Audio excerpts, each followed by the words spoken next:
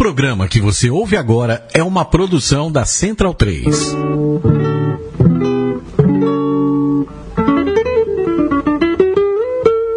A Central 3 apresenta o Cinema Nacional em Revista. É o Central Cine Brasil.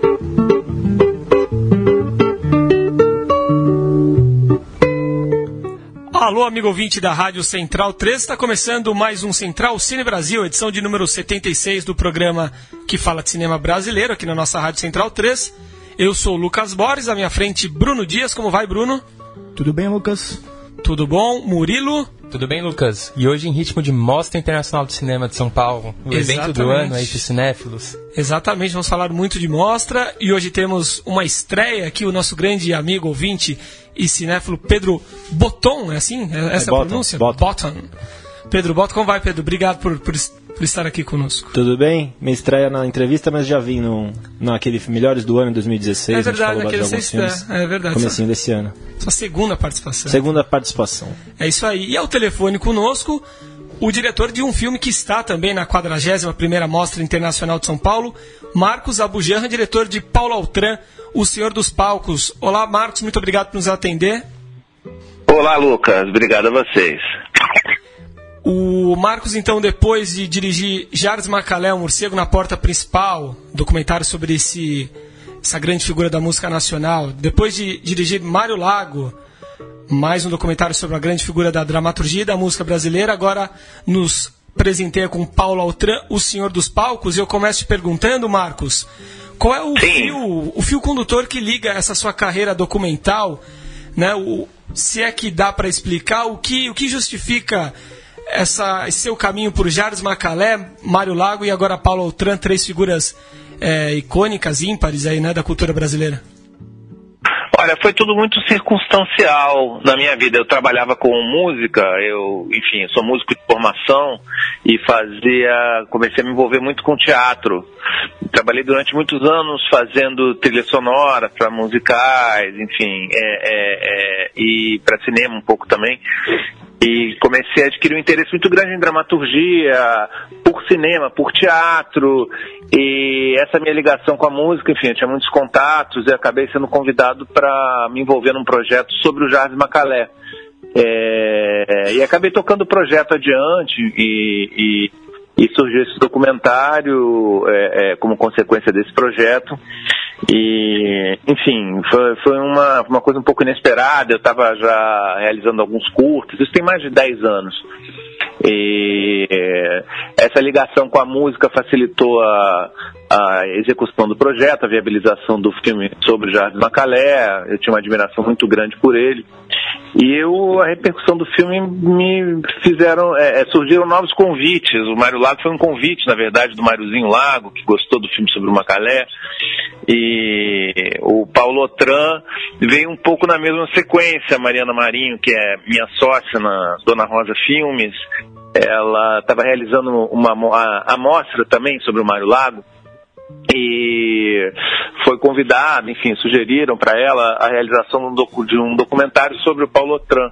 Ela conversou comigo, a gente tinha muitas propostas e por causa, inclusive, da minha ligação com o teatro, e eu cheguei a trabalhar brevemente com o Paulo, e tinha uma admiração muito grande por ele, eu achei que era uma belíssima oportunidade de falar sobre teatro também, mais do que só uma homenagem à figura, à persona do Paulo, enfim, mas uma reflexão sobre o teatro, sobre a arte, sobre a vida dos atores. Enfim, foi tudo muito circunstancial, uma coisa puxando a outra. E agora estamos aí com o Paulo Autran. Marcos, Murilo falando aqui, tudo bem? Tudo bem, Murilo? Minha pergunta é sobre o recorte que você fez, né? Porque é uma carreira muito ampla e muito consistente, e eu queria saber como que você escolheu esses pontos principais aí que foram pincelados, os espetáculos, os diretores com quem você conversou. Como que foi esse trabalho de selecionar aí o que ia ser abordado principalmente? Olha, a minha depois de fazer duas, eu já tinha realizado 2 biografias, né? Então, assim, a gente adquire alguma experiência, né, nessa realização. E uma coisa que eu tinha certeza é que eu não queria fazer uma biografia fazendo um recorte pessoal, da vida pessoal do Paulo. Eu achava isso menos interessante, não por ele ser uma pessoa menos interessante, mas pela contribuição dele para a arte ser tão definitiva, tão importante, né? Somado a isso, tinha a minha própria experiência pessoal com o teatro. Eu trabalhei muito tempo com o Antônio Bujan, depois em outras peças, e trabalhei no teatro de companhia, na companhia Os Fudidos Privilegiados, aqui no Rio de Janeiro, com ele. Então tinham pontos e tópicos que me interessavam também pessoalmente, tinha uma interseção muito clara com a trajetória do Paulo. A questão do teatro de companhia, bom, ele foi um dos precursores com o TBC lá no final da década de 40, início da década de 50, a participar da primeira companhia mais profissional de teatro criada no Brasil, né? Uma das companhias mais importantes pro teatro, uma das precursoras mesmo, talvez a grande precursora, né, do teatro de companhia. Então esse era um dos tópicos mais interessantes e mais relevantes para mim. Daí a escolha de pessoas que trabalharam com o Paulo, que tiveram uma ligação e que também mantêm companhias, como o Eduardo Tolentino, do Grupo Tapa, né, o Zé Celso Martins Corrêa, que tinha uma ligação forte com ele, apesar de não ter trabalhado diretamente sobre a oficina, o Paulo de Moraes, do Grupo Armazém. Então, assim, o teatro de companhia era um dos tópicos principais. A relação do ator com a arte da atuação também, independente do teatro, era um dos outros tópicos que, claro, fundamentais, nos maiores atores. Enfim, somando tudo isso, o comprometimento que o próprio Paulo tinha com a arte do ator, com a carreira profissional, com o professor, com a ideia de profissionalizar, que vem desde o TBC, uma arte que era muito confundida, era muito encarada de uma maneira muito amadora muitas vezes, enfim, uma profissionalização, uma seriedade que ele, mais um grupo muito interessante de pessoas, passou a colocar nessa carreira. Então, assim, foram tópicos que, somados, eles acabaram os pontinhos foram se ligando, sabe? A carreira dele permeou, claro, toda a discussão. Mas a discussão, acho que o filme aborda, a busca principal do filme, é justamente fazer uma reflexão sobre o trabalho do ator. Então, sobre isso, você está falando do trabalho do ator, eu gosto muito daquela parte das biografias, dos textos biográficos pelos atores, né? E daí, a cada ator, você vai percebendo bastante uma diferença na interpretação desse texto, né? A dramatização, ela vai sendo... Cada ator vai dando o seu jeito na leitura, dando o seu toque. Eu queria saber se isso veio de você. Você falou para eles explorarem diferentes formas de ler esses textos em formato ali de teatro, ou se veio deles, se eles falaram, acho que para mim esse texto está mais para uma leitura mais naturalista, outro para uma leitura mais simbólica e tal. Eu queria que você falasse um pouco sobre isso. Olha, isso partiu desde a escolha dos textos, né? Foi uma pesquisa muito grande. O Bruce Gonlewski, que é outro grande ator que participa dessa leitura também, ele também participou da seleção desses textos. Então tudo começou por aí, porque a ideia de representar textos de peças que o Paulo tinha participado foi a primeira ideia, mas enfim, a gente caía muito num lugar comum, caía numa dificuldade e na verdade não seria uma coisa muito representativa do próprio trabalho dele.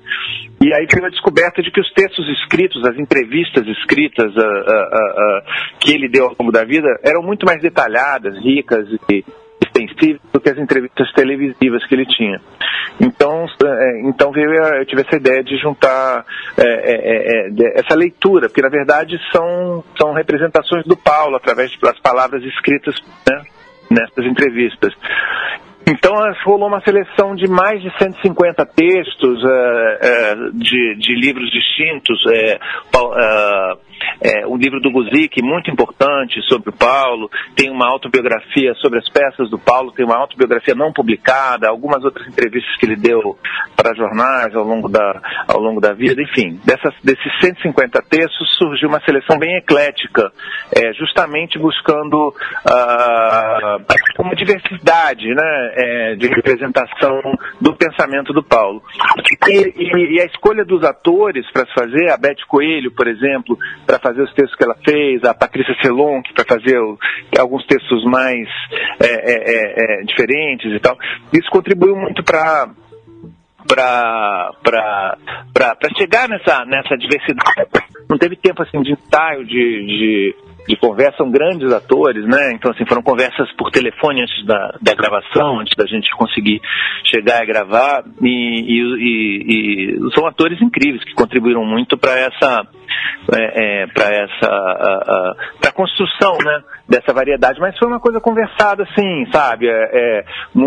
Aconteceu de alguns textos serem apresentados de uma maneira, eu tentar conversar, direcionar para um outro caminho, sabe?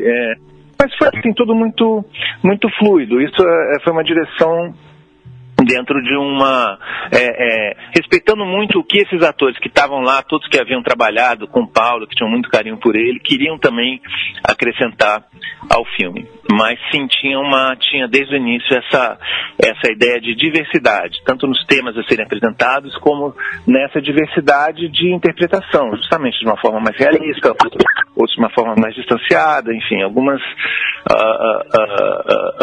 tentar construir um pouco um panorama sobre o trabalho do ator, né? O filme mostra muito a sensibilidade do Paulo, é um filme que confunde mesmo a história do Paulo com a história do teatro brasileiro. É um filme, acho, importante para marcar um registro oficial do Paulo Autran para toda a história da arte brasileira. Então, como diretor do filme, como um cara que ficou muito próximo do Paulo, mesmo que artisticamente, qual que é a importância do Paulo Autran realmente para a dramaturgia nacional e quais são as suas maiores qualidades? Porque no filme a gente mostra como ele era um cara muito, muito, muito sensível, assim, de muita flor da pele e ao mesmo tempo um pouco até introvertido, mas ao mesmo tempo cheio de emoções, né? Sim. Eu acredito que uma das principais qualidades do Paulo, e uma das mais originais, era a busca dele por textos diferentes, né? Ele fazia peças mainstream e ficou muito conhecido como um ator muito mainstream, né, de fazer grandes, imensos sucessos, mas ele também, com a mesma intensidade, com a mesma qualidade, fez tragédia grega, fez Beckett, fez coisas, Pinter, trabalhou tentou entender o teatro como essa arte total, estava sempre tentando se atualizar, tentando entender o que estava sendo produzido, né? Ele conseguiu, nesses últimos 50 anos que foram tão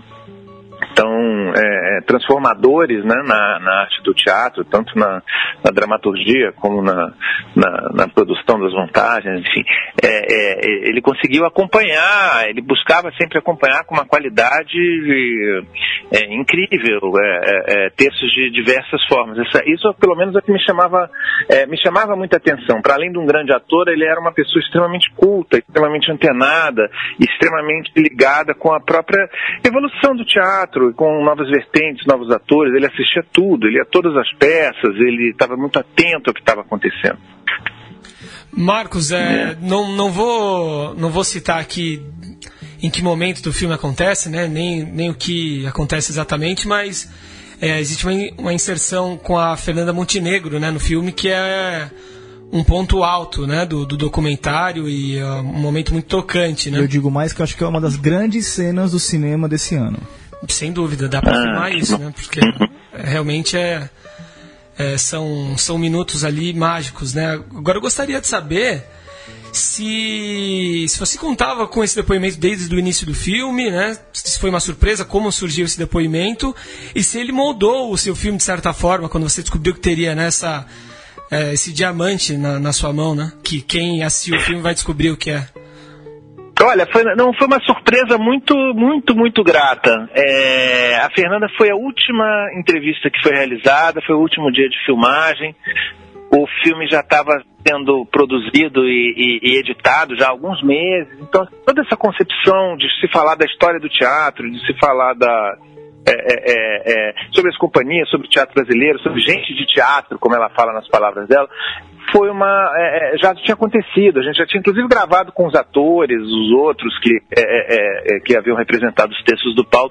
Então ela veio assim de uma surpresa incrível, veio coroar, assim, ela caiu como uma luva com o que já estava realmente sendo construído, sabe? Essa é uma troca de correspondências entre o Paulo e a Fernanda, muito reveladora, muito emocionante e de um conteúdo muito rico, né, para a nossa cultura. E ela, enfim, não foi planejada, ela caiu como uma luva ali pra gente no final. E justamente teve esse reconhecimento dessa cena, dessa importância. São acho que mais de 10 minutos, 12 minutos sem corte, uma câmera com um plano sequência que a gente não retirou momento algum desse depoimento tão sensível, tão bonito, tão importante dela. Marcos, abordando agora esse aspecto da filmagem mesmo, né? Que nesse depoimento da Fernanda, um dos grandes pontos altos é esse realmente, né? O plano sequência, a questão da filmagem valoriza o que ela está falando. Mas por outro lado, as interpretações teatrais perdem bastante, né, no teatro filmado. E como que foi esse desafio de falar sobre o Paulo Altran e mostrar pedaços de peça, sabendo que ia ter uma grande perda de impacto, né, na força dos espetáculos como eles realmente eram? Sim, esse era um dos maiores desafios. Eu acho que é um desafio para qualquer um que tente fazer um filme, um documentário sobre teatro, porque a peça filmada não faz jus nunca à arte do ator, ao trabalho, ao teatro, né? São linguagens muito, muito diferentes. E aí, daí surgiu a ideia de pegar textos não teatrais, que eram entrevistas que o próprio Paulo deu e propor esse jogo para 4 atores maravilhosos, o Beto Coelho, a Patrícia Celon, o Bruce Gonlevski, o Gustavo Machado, de representarem o próprio Paulo. Então nós temos assim 4 representações do Paulo nas palavras dele para traduzir a arte do ator, né, para conseguir fazer manter vivo esse jogo da interpretação. Claro que são interpretações que são feitas, apesar de serem feitas num palco, mas são feitas para câmera, são feitas dentro de uma linguagem cinematográfica, com travelings, com uma estrutura que não é de um teatro filmado. Agora, foi isso, né? Foi os recursos, as opções, as escolhas para se fugir justamente de mostrar representações das peças do Paulo. Muita coisa não entrou, a gente tinha no arquivo peças importantíssimas, inclusive, que não tinham força alguma, que muitas vezes era uma câmera distante para uma matéria de TV, que era uma coisa mais documental do que representativa da qualidade artística que o Paulo tinha. Então, realmente, esse é um dos grandes desafios, né? Foi um dos grandes desafios. A gente evitou ao máximo a inserção disso. As fotos, é engraçado que as fotos funcionam muito bem. Isso foi uma opção que eu acho que é acertada, uma opção legal, assim, fotos de peças antigas, desde a década de 50, do TBC até hoje em dia, a fotografia das imagens, elas têm uma força que o vídeo não consegue capturar. Mas eu acho que de uma maneira geral realmente é muito complicado mesmo você tentar transmitir a arte do ator através dessas peças filmadas, né? Oi, Marcos, aqui é o Pedro. Concordo com você, gostei muito das fotos com a moldura branca, achei aquilo tem uma simplicidade, uma reverência que acho que o documentário trabalha assim, evita aquelas movimentações devagares, aquelas montagens que alguns documentários fazem, também é interessante, mas para esse caso funcionou muito bem. E nesse caminho de ser um documentário de reverência, enquanto estava assistindo, isso me causou bastante, me deixou bastante satisfeito nesse sentido, que é um documentário, eu até anotei aqui, perfeito, né? Ele é um documentário que ele apresenta o Paulo com uma reverência, com as informações que você precisa, contando a história relevante dele ali que você precisa, e daí e fazendo uma referência com Shakespeare, que eles falam da preocupação do Paulo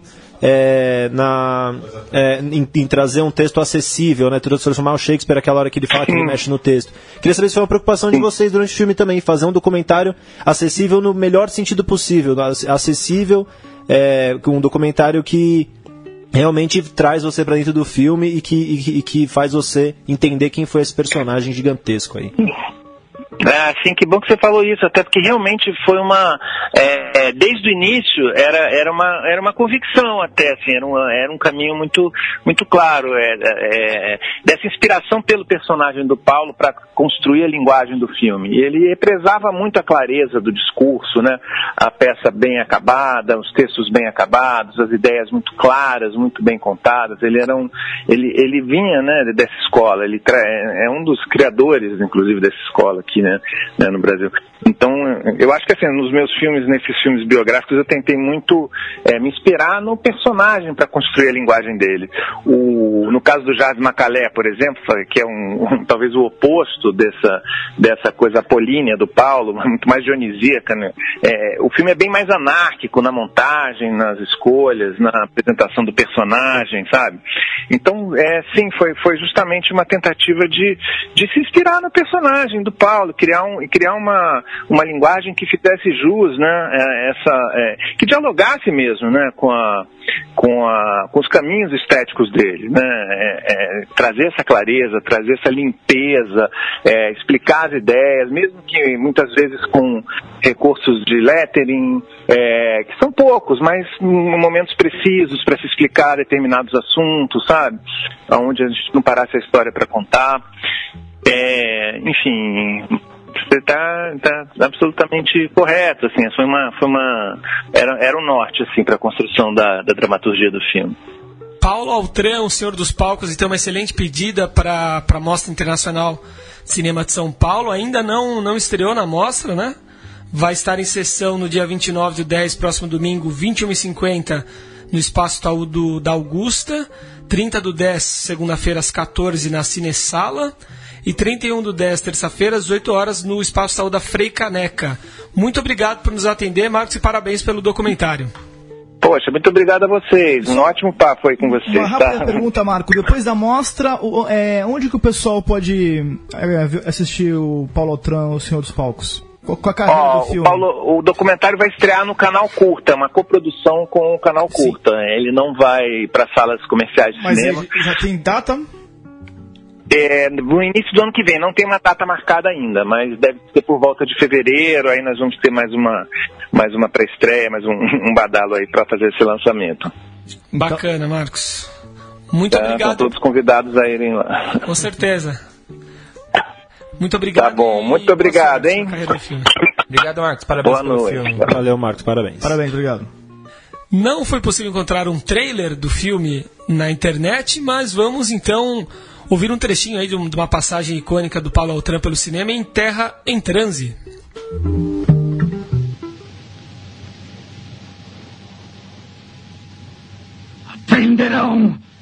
Aprenderão! Dominarei essa terra! Botarei essas histéricas tradições em ordem! Pela força! Pelo amor da força!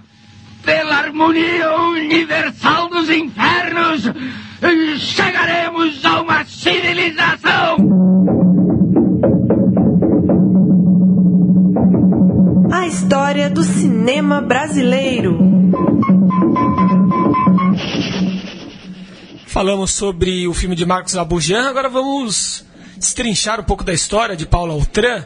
Paulo Autran, reconhecidamente um dos maiores atores que já surgiram no Brasil, dedicou a maior parte da sua vida ao teatro, mas também fez longa carreira no cinema. Ele é carioca de nascimento, mas foi radicado em São Paulo e trilhou muito cedo a trajetória no teatro. Escreveu a primeira peça logo aos 11 anos, As Onças da Jamaica, o nome da primeira peça.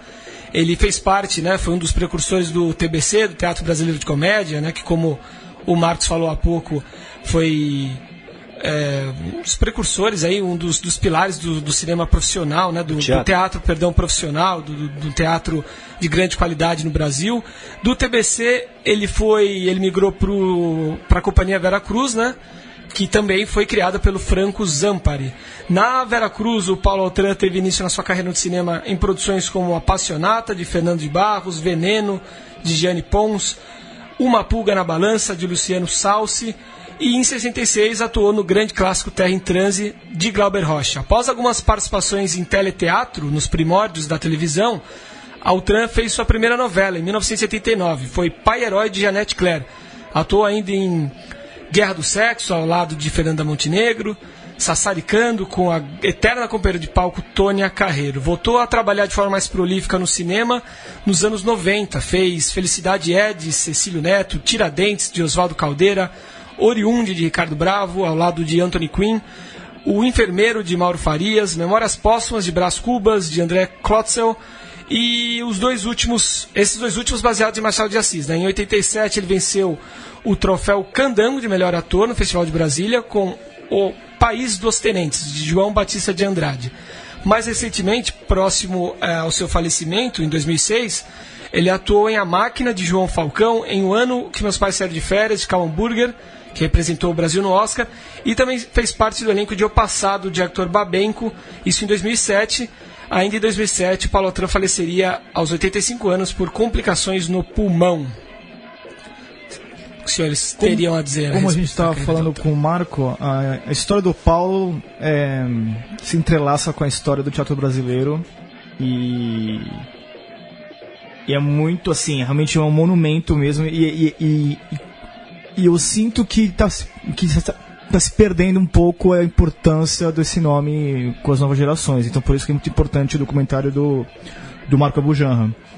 Eu lembro dos últimos filmes que ele fez, que foi A Máquina, a participação dele é antológica. Que vocês assistiram? Assisti, mas não lembro. Que ele faz o velho que conta a história, meio que num asilo. Esse é o filme com o Matheus Nachergali, não, né? Não, é com o Vladimir Brist, né? Ah, sim. E é um filme quase meio que teatral, assim, e ele aparece do nada no final do filme. A história do filme é contada como... E no final você vê que a história está sendo contada pelo Paulo Altran, velho. Sim. E é fantástico. O próprio Paulo realmente é um cara muito mais de teatro. Tu vê que assim, a primeira novela que ele foi fazer foi só no fim dos anos 70, né? 79. E mesmo, até então dedicou a vida. E mesmo em cinema mesmo, ele não... Assim, pelo tamanho da carreira dele, ele tem poucos créditos. Então, realmente, a força dele era muito no teatro e mesmo assim, o Paulo, pelo que eu assisti do Paulo e pelo vendo do documentário, ele era um dos poucos atores brasileiros meio grandes que trabalhava muito bem com comédia e com drama, né?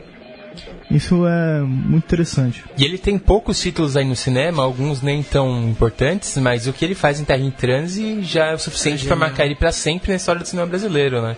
Mas não só no teatro, no cinema. Sim. Ele fica marcado por esse papel que é incrível.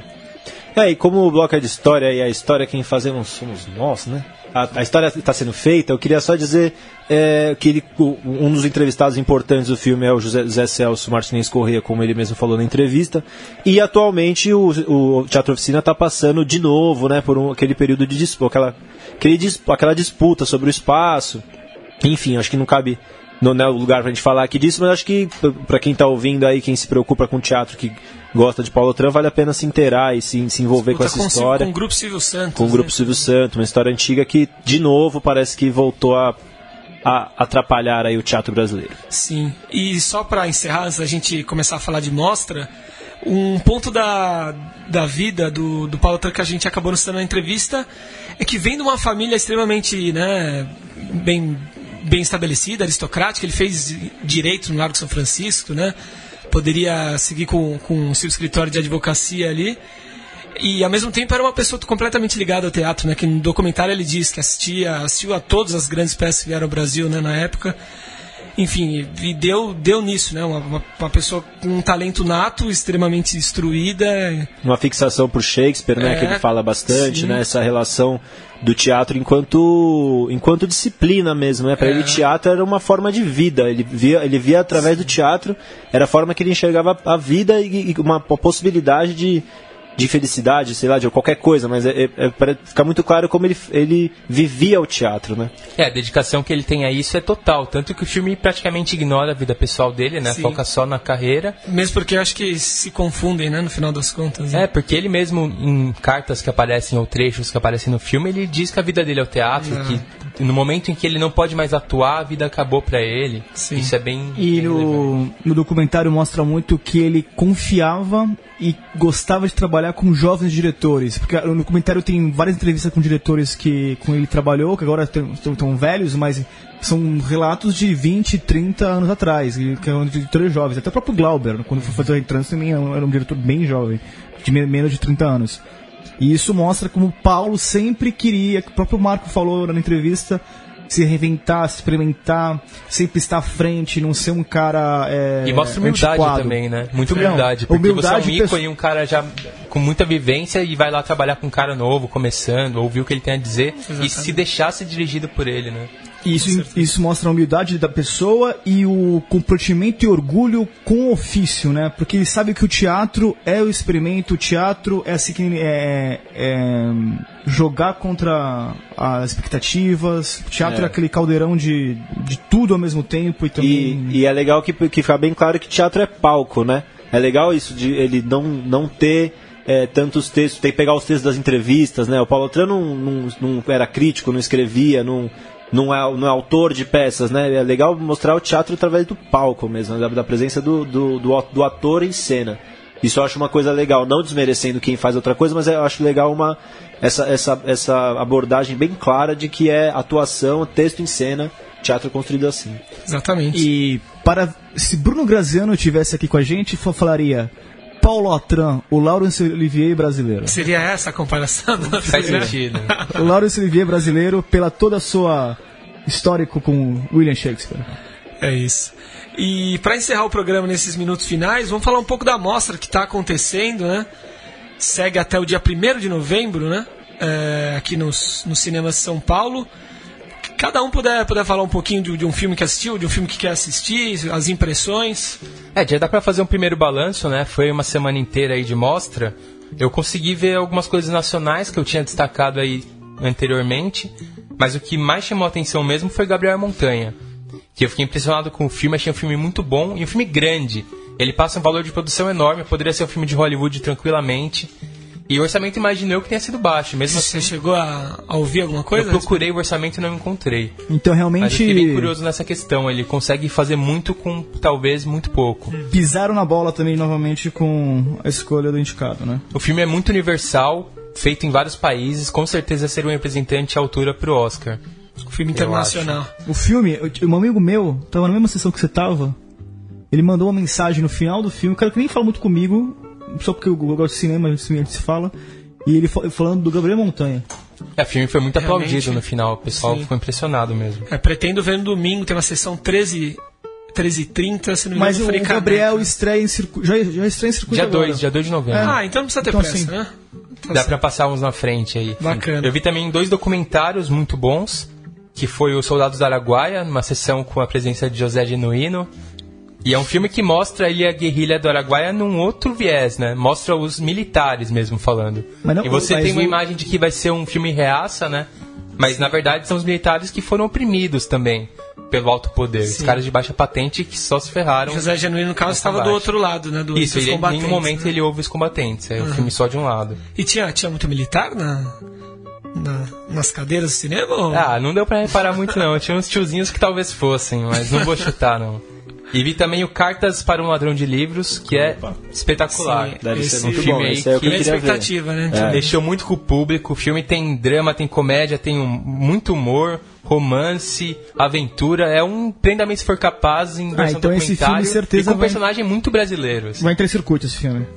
É que é um documentário, então é sempre complicado, mas o filme tem muito potencial pra público mesmo. Sim, sim. Não pra sair do nicho de documentários, porque é um filme divertido pra caramba.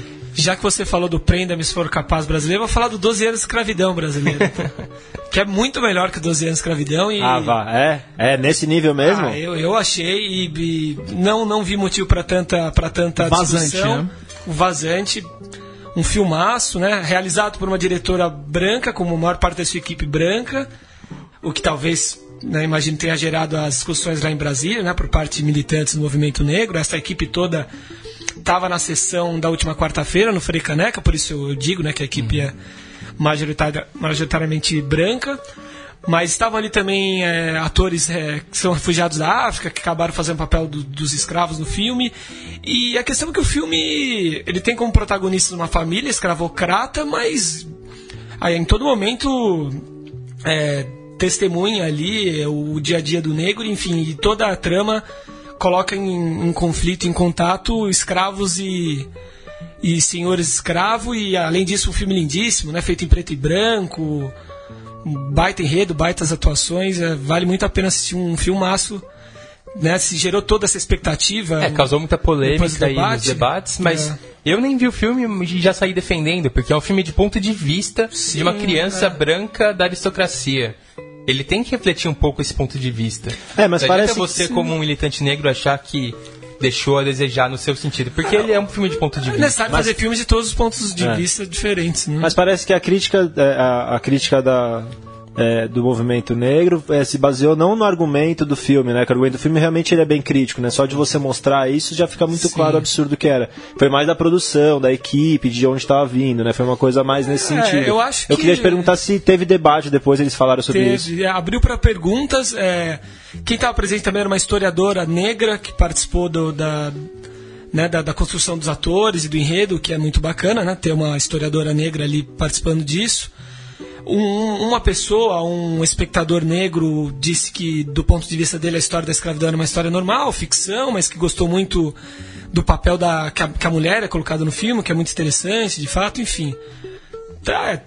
Eu acho que justa, né, a crítica de que são pessoas brancas fazendo um filme sobre escravidão, mas que bom que estão sendo feitos filmes sobre esse tema e que Vazante ajude novos cineastas negros, né, novos produtores a fazerem outros filmes, né, a respeito do tema, porque nunca é demais, né? E dá um programa só sobre Vazante aí, a gente pode tentar. Inclusive conseguiu o telefone da Daniela Thomas antes da sessão e quem sabe não teremos surpresas. E logo agora que a escravidão aí tá causando bastante polêmica de novo, né? Portaria sendo derrubada. Surpreendentemente, né? Assim, infeliz e surpreendentemente a gente tá tendo que falar de novo.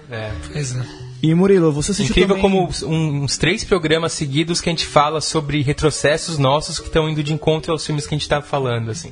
Pois é. Que aconteceu em dois programas anteriores. Sim. Você, Murilo, assistiu Zama também, né? Assisti. Nós dois, Murilo. E como que é a participação do... O único ator brasileiro é o Matheus? Isso. Não. Tem uns coadjuvantes também. Mas o pessoal da equipe do Matheus, da trupe lá do Matheus do filme, tem um pessoal que fala português, né? Também. Fica um pouco confuso ali, porque eles falam portunhol, português. Mas não são atores conhecidos. Bem coadjuvantes também.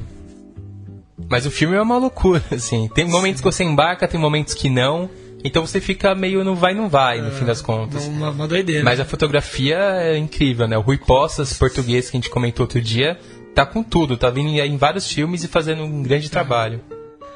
Um tremendo impacto visual, né? Quem tá também, esqueci o nome da atriz, mas quem tá presente é aquela atriz espanhola que fez vários filmes com a Almodóvar, Lola Dueñas, né? Não é? É isso, né? Sim, vários filmes com a Almodóvar. A produtora da Almodóvar faz coprodução, né? E do Gael Garcia Bernal também, né? Só tem... Tem vários figurões ali, né? Tem figurões envolvidos, né? Dos filmes que a gente foi ver, eu fui ver 2 essa semana, 2 brasileiros, muito influenciado aqui por esse grande programa, olha né? Só, eu fui ver Praça Paris na terça-feira, da editora Lúcia Murat, e Todas as Razões para Esquecer, do diretor que, se eu não me engano, Pedro Coutinho, o nome dele. Enfim, são 2 filmes que, assim, não fazem muito parte da minha linguagem de cinema, do que eu gosto de ver na telona. O Praça Paris, uma história de uma funcionária da universidade do Rio de Janeiro, e ela começar a fazer análise, então ela faz análise na própria universidade, então o filme fala um pouco sobre isso, sobre a realidade da cidade, sobre um conflito ali um conflito social entre a psicóloga, né, a terapeuta, que é portuguesa, também me lembrou um pouco aquele outro filme também português em Minas Gerais, das meninas. Qual que é o nome mesmo? Agora me fugiu. Filme lançado no ano passado. Sim, sei qual é, mas fugiu o nome agora. Então, mas é um filme que, assim, vai para um lugar, o roteiro é assinado por aquele autor de romance, agora que está sendo bem falado, Rafael Montes. É uma coprodução entre a Lúcia Murai e esse autor. Enfim, e o outro que eu vi, Todas as Razões para Esquecer, que não vou me estender, só diria que é literalmente Todas as Razões para Esquecer. Desculpa aí quem fez o filme, mas não recomendaria. Não precisa falar mais nada, então. A gente falou aí de vários filmes que estão muito comentados, e só pra passar rapidinho por um... A Cidade Onde Envelheço, né? Um filme sobre as Cidade Onde Envelheço. Bonito esse filme. Bonito. Mas falando de um filme menor aí, o Aurora 1964 é um filme bem interessante. Pega ali a ditadura, claro, o título deixa óbvio, mas o final entrelaça com os dias de hoje e olha, final muito impactante e triste, assim, você sai do cinema arrasado, pensando, os caras ganharam. Mas é doc ou ficção? Documentário. Doc. E para esse fim de semana eu destacaria amanhã, no vão livre do MASP, né, que é sempre uma atração à parte, a sessão com o Macunaíma, né? 17h30, acho que se chegar uma hora antes... Já deve ter uma baita fila, mas é possível que consiga ingresso, né? Tem Gabriel e a Montanha no domingo, né? Como eu disse, 13h30, para quem não viu, eu vou tentar ver também. Mais algum destaque da parte de vocês? Parece que também o Gabriel Montanha vai ficar no Instituto Moreira Salles a preços bem populares. Legal. Em novembro? Não, agora, dia 2 vai ficar lá com... acho que, se bobear, eu acho que é 4 inteira, 2,5. Assim. Ótimo, então. Mais algum destaque? As Boas Maneiras vai passar ainda, né? Tem sessão ainda, né? Acho que todos os filmes, os brasileiros legais, ainda tem sessão, né? A Mostra costuma fazer isso, né? Jogar alguns filmes mais visados mais pro final, pro pessoal ir pegando o ritmo. Até porque a Mostra acaba dia 2, mas depois começa a repescagem já. Então a Mostra vai até dia 4 mesmo. Eu nunca fui numa repescagem de Mostra. Às vezes eu ia só na repescagem. Eu sempre chego esgotado já no final da Mostra. Uma boa pedida também, né? É isso, semana que vem, semana de feriado, vamos fazer de tudo para estar aqui novamente, né? Para gravar uma coisa bacana que a gente pode falar em outros programas, está chegando uma iniciativa muito legal, que é o Dia do Cinema Nacional no Cinemark, dia 13 de novembro, uma segunda-feira, a ingressos a R$2. E eu já vi a programação, a gente pode falar nesse programa mais para frente, mas é um dia para pessoas pegarem... Cinema Nacional tem de todos os tipos, de todos os gêneros, desde vários filmes que a gente falou aqui nos nossos programas, até os mais blockbusters. Com certeza, e só para encerrar rapidinho, Murilo? Eu trouxe uma notícia aqui muito interessante, que é um levantamento inédito que foi feito. O levantamento em si é muito interessante, feito pelo ministro de Cultura, né?